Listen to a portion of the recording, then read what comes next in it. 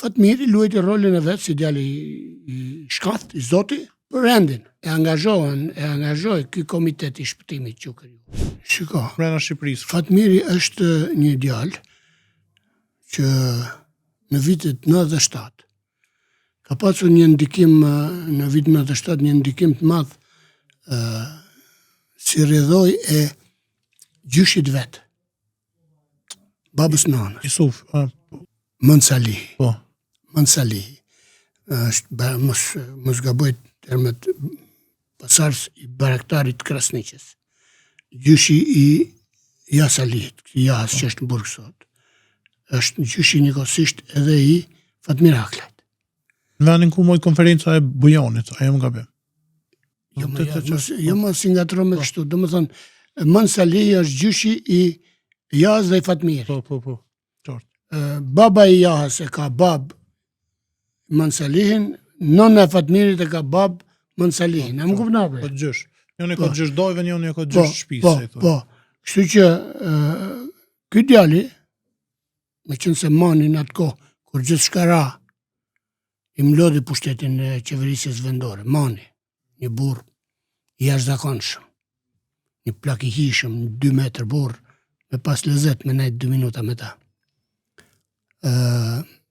I mlodhi këto burrat e Malësisë Gjakovës, e mlodhi edhe këto qeverisë vendore, kryetar rrethje, kryetar bashkie, këto qeverisë vendore, kryetar komunash që ishin, dhe u organizuan për të vendosur rregull në këtë rrëmuj që ishte në Shqipëri për ta mbajtur të disiplinuar Malësinë e Gjakovës.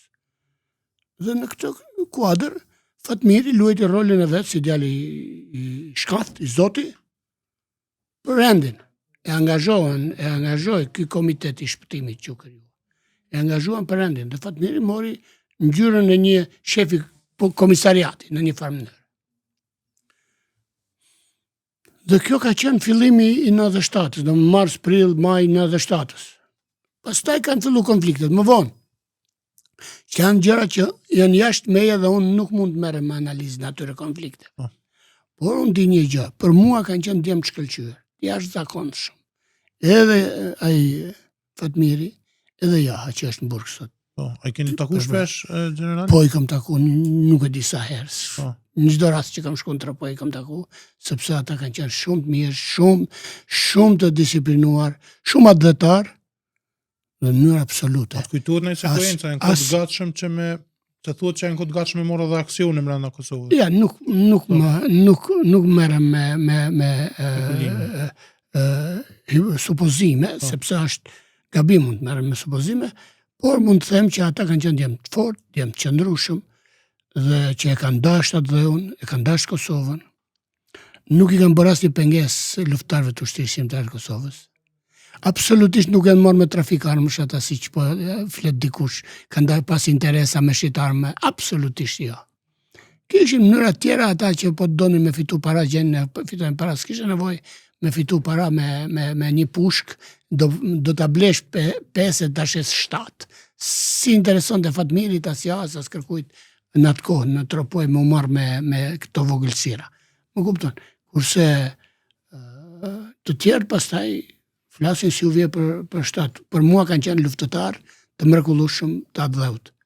Se çfarë problemesh kanë pas të mbrëmshme pastaj, se çka kanë ndodhur mes tyne, se kë kanë vrarë, kush i ka vrarë, se çish janë vrarë, këto kanë qenë probleme që unë nuk jam marrë me ta sepse nuk janë fushës veprimit tim.